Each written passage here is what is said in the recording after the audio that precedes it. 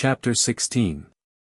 Having ridden round the whole line from right flank to left, Prince Andrew made his way up to the battery from which the staff officer had told him the whole field could be seen. Here he dismounted, and stopped beside the farthest of the 4 unlimbered cannon. Before the guns and artillery sentry was pacing up and down, he stood at attention when the officer arrived, but at a sign resumed his measured, monotonous pacing. Behind the guns were their limbers and still farther back picket ropes and artillerymen's bonfires.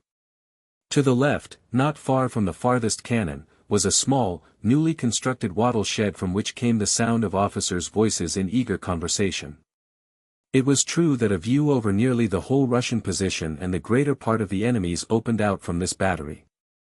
Just facing it, on the crest of the opposite hill, the village of Schön-Grabern could be seen, and in 3 places to left and right the French troops amid the smoke of their campfires, the greater part of whom were evidently in the village itself and behind the hill. To the left from that village, amid the smoke, was something resembling a battery, but it was impossible to see it clearly with the naked eye. Our right flank was posted on a rather steep incline which dominated the French position. Our infantry were stationed there, and at the farthest point the dragoons. In the center, where Tushin's battery stood and from which Prince Andrew was surveying the position, was the easiest and most direct descent and ascent to the brook separating us from Schön-Grabern. On the left our troops were close to a copse, in which smoked the bonfires of our infantry who were felling wood. The French line was wider than ours, and it was plain that they could easily outflank us on both sides. Behind our position was a steep and deep dip, making it difficult for artillery and cavalry to retire. Prince Andrew took out his notebook and, leaning on the cannon, sketched a plan of the position. He made some notes on 2 points, intending to mention them to Bagration. His idea was, first, to concentrate all the artillery in the center, and secondly, to withdraw the cavalry to the other side of the dip. Prince Andrew, being always near the commander-in-chief, closely following the mass movements and general orders, and constantly studying historical accounts of battles, involuntarily pictured to himself the course of events in the forthcoming action in broad outline. He imagined only important possibilities. If the enemy attacks the right flank, he said to himself, the Kiev Grenadiers and the Podolsk Chasseurs must hold their position till reserves from the center come up. In that case the dragoons could successfully make a flank counterattack. If they attack our center we, having the center battery on this high ground, shall withdraw the left flank under its cover, and retreat to the dip by echelons. So he reasoned. All the time he had been beside the gun, he had heard the voices of the officers distinctly, but as often happens had not understood a word of what they were saying. Suddenly, however, he was struck by a voice coming from the shed, and its tone was so sincere that he could not but listen. "No, friend," said a pleasant and, as it seemed to Prince Andrew, a familiar voice, "what I say is that if it were possible to know what is beyond death, none of us would be afraid of it." "That's so, friend." Another, a younger voice, interrupted him, "Afraid or not, you can't escape it anyhow. All the same, one is afraid." "Oh, you clever people," said a third manly voice interrupting them both. "Of course you artillery men are very wise, because you can take everything along with you, vodka and snacks." And the owner of the manly voice, evidently an infantry officer, laughed. "Yes, one is afraid," continued the first speaker, he of the familiar voice. "One is afraid of the unknown, that's what it is. Whatever we may say about the soul going to the sky, we know there is no sky but only an atmosphere." The manly voice again interrupted the artillery officer. "Well, stand us some of your herb vodka, Tushin," it said. "Why," thought Prince Andrew, "that's the captain who stood up in the sutler's hut without his boots." He recognized the agreeable, philosophizing voice with pleasure. "Some herb vodka." "Certainly," said Tushin. "But still, to conceive a future life." He did not finish. Just then there was a whistle in the air, nearer and nearer, faster and louder, louder and faster, a cannon ball, as if it had not finished saying what was necessary, thudded into the ground near the shed with superhuman force, throwing up a mass of earth. The ground seemed to groan at the terrible impact. And immediately Tushin, with a short pipe in the corner of his mouth and his kind, intelligent face rather pale, rushed out of the shed followed by the owner of the manly voice, a dashing infantry officer who hurried off to his company, buttoning up his coat as he ran. Chapter 17. Mounting his horse again, Prince Andrew lingered with the battery, looking at the puff from the gun that had sent the ball. His eyes ran rapidly over the wide space, but he only saw that the hitherto motionless masses of the French now swayed and that there really was a battery to their left. The smoke above it had not yet dispersed. 2 mounted Frenchmen, probably adjutants, were galloping up the hill. A small but distinctly visible enemy column was moving down the hill, probably to strengthen the front line. The smoke of the first shot had not yet dispersed before another puff appeared, followed by a report. The battle had begun. Prince Andrew turned his horse and galloped back to Grunth to find Prince Bagration. He heard the cannonade behind him growing louder and more frequent. Evidently our guns had begun to reply. From the bottom of the slope, where the parleys had taken place, came the report of musketry. Lemerroy had just arrived at a gallop with Bonaparte's stern letter, and Marat, humiliated and anxious to expiate his fault, had at once moved his forces to attack the center and outflank both the Russian wings, hoping before evening and before the arrival of the Emperor to crush the contemptible detachment that stood before him. It has begun. Here it is, thought Prince Andrew, feeling the blood rush to his heart. But where and how will my Toulon present itself? Passing between the companies that had been eating porridge and drinking vodka a quarter of an hour before, he saw everywhere the same rapid movement of soldiers forming ranks and getting their muskets ready, and on all their faces he recognized the same eagerness that filled his heart. It has begun. Here it is, dreadful but enjoyable, was what the face of each soldier and each officer seemed to say. Before he had reached the embankments that were being thrown up, he saw, in the light of the dull autumn evening, mounted men coming toward him. The foremost, wearing a Cossack cloak and lambskin cap and riding a white horse, was Prince Bagration. Prince Andrew stopped, waiting for him to come up. Prince Bagration reined in his horse and recognizing Prince Andrew nodded to him. He still looked ahead while Prince Andrew told him what he had seen. The feeling, it has begun. Here it is, was seen even on Prince Bagration's hard brown face with its half-closed, dull, sleepy eyes. Prince Andrew gazed with anxious curiosity at that impassive face and wished he could tell what, if anything, this man was thinking and feeling at that moment. Is there anything at all behind that impassive face? Prince Andrew asked himself as he looked. Prince Bagration bent his head in sign of agreement with what Prince Andrew told him, and said, "Very good," in a tone that seemed to imply that everything that took place and was reported to him was exactly what he had foreseen. Prince Andrew, out of breath with his rapid ride, spoke quickly. Prince Bagration, uttering his words with an oriental accent, spoke particularly slowly, as if to impress the fact that there was no need to hurry. However, he put his horse to a trot in the direction of Tushin's battery. Prince Andrew followed with the suite. Behind Prince Bagration rode an officer of the suite, the prince's personal adjutant, Zherkov, an orderly officer, the staff officer on duty, riding a fine bobtailed horse, and a civilian, an accountant who had asked permission to be present at the battle out of curiosity. The accountant, a stout, full-faced man, looked around him with a naive smile of satisfaction and presented a strange appearance among the hussars, Cossacks, and adjutants, in his camlet coat, as he jolted on his horse with a convoy officer's saddle. "He wants to see a battle," said Zherkov to Bolkonsky, pointing to the accountant, "but he feels a pain in the pit of his stomach already." "Oh, leave off," said the accountant with a beaming but rather cunning smile, as if flattered at being made the subject of Zherkov's joke, and purposely trying to appear stupider than he really was. "It is very strange, Monsieur Prince," said the staff officer. He remembered that in French there is some peculiar way of addressing a prince, but could not get it quite right. By this time they were all approaching Tushin's battery, and a ball struck the ground in front of them. "What's that has fallen?" asked the accountant with a naive smile. "A French pancake," answered Zherkov. "So that's what they hit with?" asked the accountant. "How awful." He seemed to swell with satisfaction. He had hardly finished speaking when they again heard an unexpectedly violent whistling which suddenly ended with a thud into something soft, flop. And a Cossack, riding a little to their right and behind the accountant, crashed to earth with his horse. Zherkov and the staff officer bent over their saddles and turned their horses away. The accountant stopped, facing the Cossack, and examined him with attentive curiosity. The Cossack was dead, but the horse still struggled. Prince Bagration screwed up his eyes, looked round, and, seeing the cause of the confusion, turned away with indifference, as if to say, "Is it worth while noticing trifles?"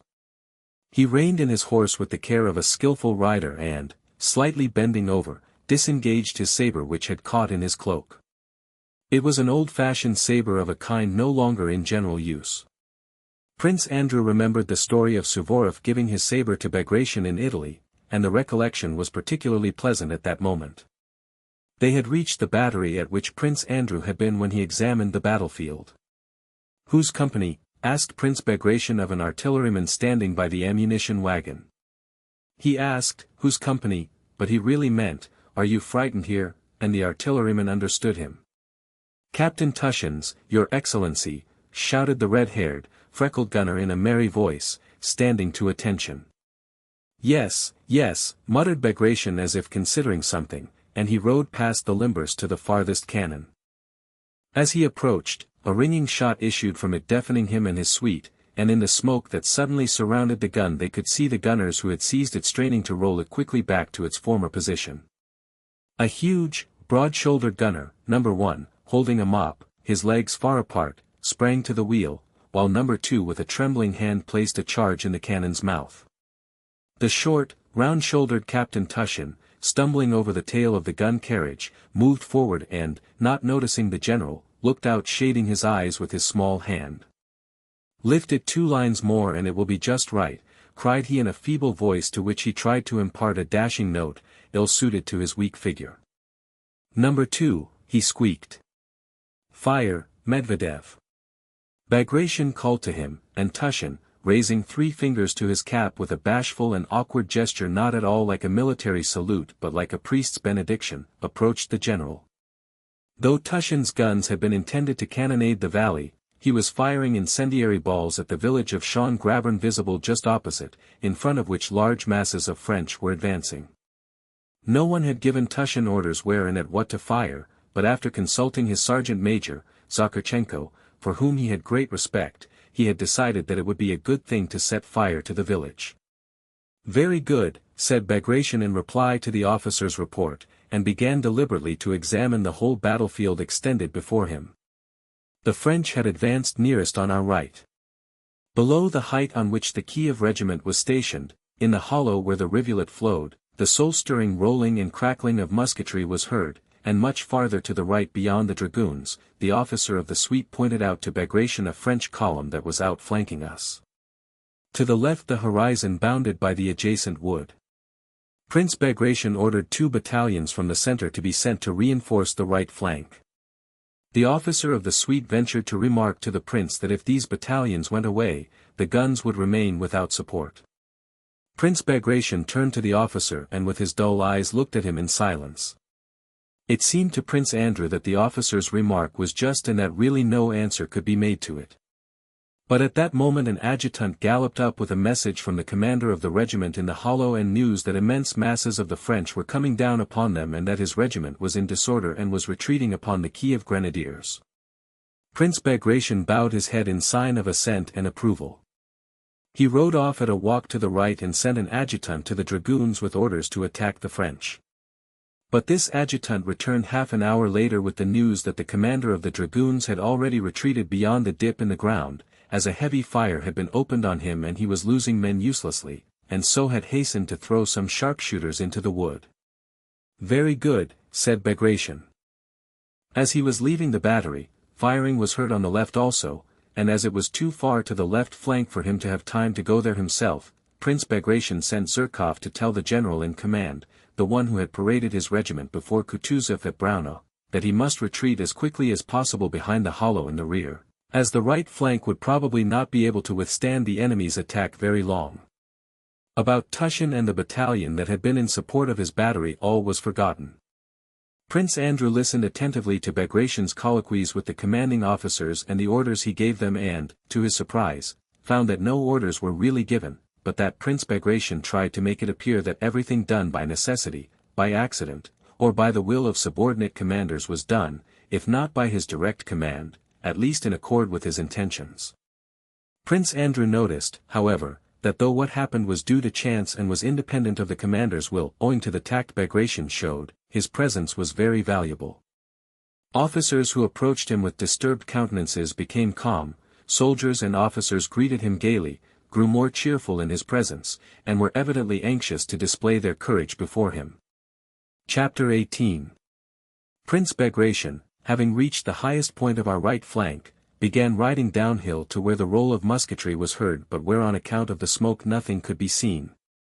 The nearer they got to the hollow the less they could see but the more they felt the nearness of the actual battlefield. They began to meet wounded men. One with a bleeding head and no cap was being dragged along by two soldiers who supported him under the arms. There was a gurgle in his throat and he was spitting blood. A bullet had evidently hit him in the throat or mouth. Another was walking sturdily by himself but without his musket, groaning aloud and swinging his arm which had just been hurt, while blood from it was streaming over his greatcoat as from a bottle. He had that moment been wounded and his face showed fear rather than suffering. Crossing a road they descended a steep incline and saw several men lying on the ground. They also met a crowd of soldiers some of whom were unwounded. The soldiers were ascending the hill breathing heavily, and despite the general's presence were talking loudly and gesticulating. In front of them rows of grey cloaks were already visible through the smoke, and an officer catching sight of Bagration rushed shouting after the crowd of retreating soldiers, ordering them back. Bagration rode up to the ranks along which shots crackled now here and now there, drowning the sound of voices and the shouts of command. The whole air reeked with smoke. The excited faces of the soldiers were blackened with it. Some were using their ramrods, others putting powder on the touchpans or taking charges from their pouches, while others were firing, though who they were firing it could not be seen for the smoke which there was no wind to carry away. A pleasant humming and whistling of bullets were often heard. What is this, thought Prince Andrew approaching the crowd of soldiers. It can't be an attack, for they are not moving, it can't be a square, for they are not drawn up for that.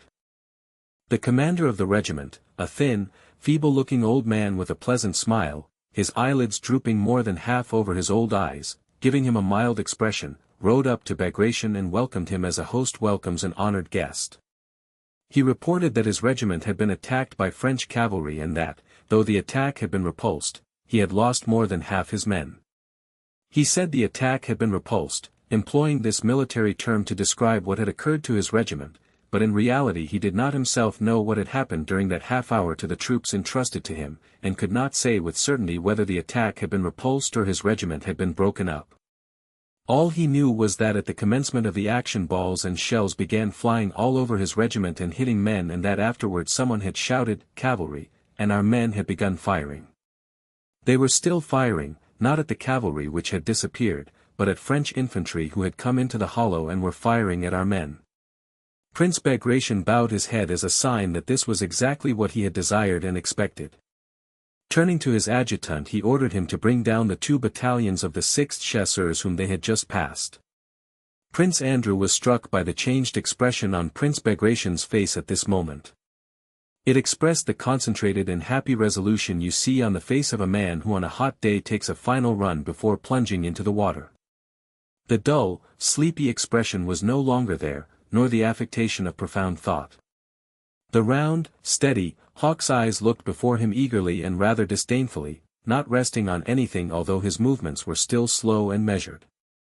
The commander of the regiment turned to Prince Bagration, entreating him to go back as it was too dangerous to remain where they were. "Please, your excellency, for God's sake," he kept saying, glancing for support at an officer of the suite who turned away from him. "There, you see," and he drew attention to the bullets whistling, singing, and hissing continually around them. He spoke in the tone of entreaty and reproach that a carpenter uses to a gentleman who has picked up an axe. "We are used to it, but you, sir, will blister your hands."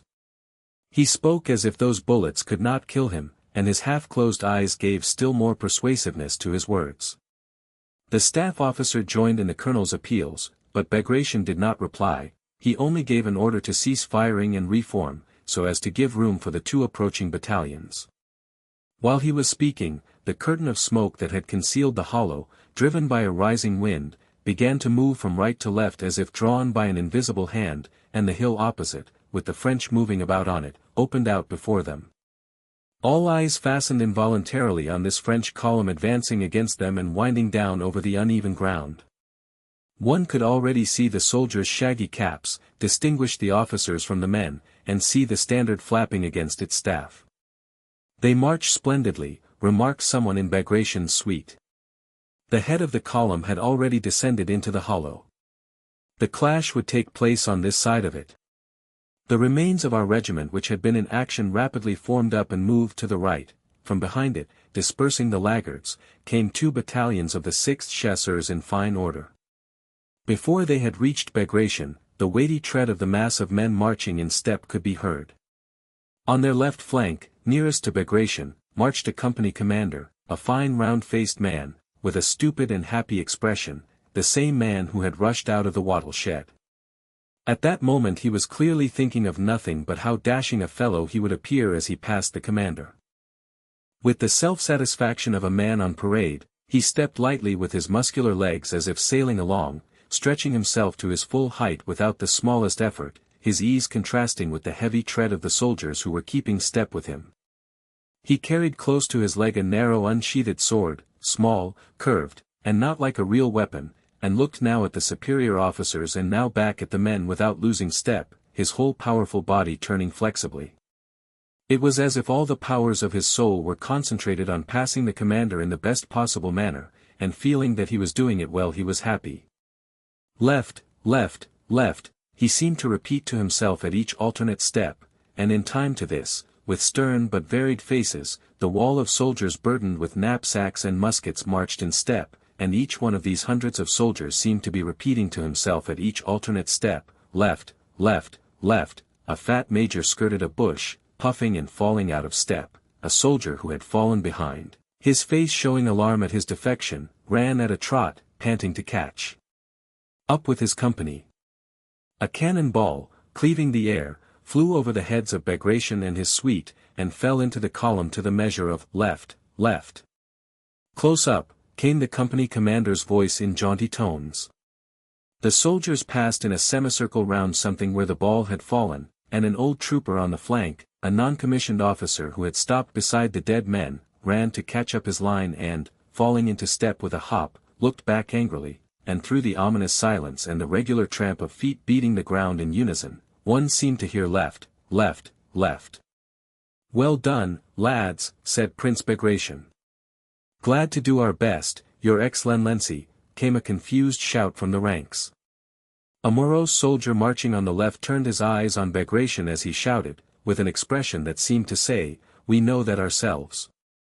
Another, without looking round, as though fearing to relax, shouted with his mouth wide open and passed on. The order was given to halt and down knapsacks.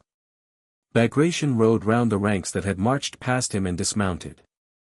He gave the reins to a Cossack, took off and handed over his felt coat, stretched his legs, and set his cap straight. The head of the French column, with its officers leading, appeared from below the hill.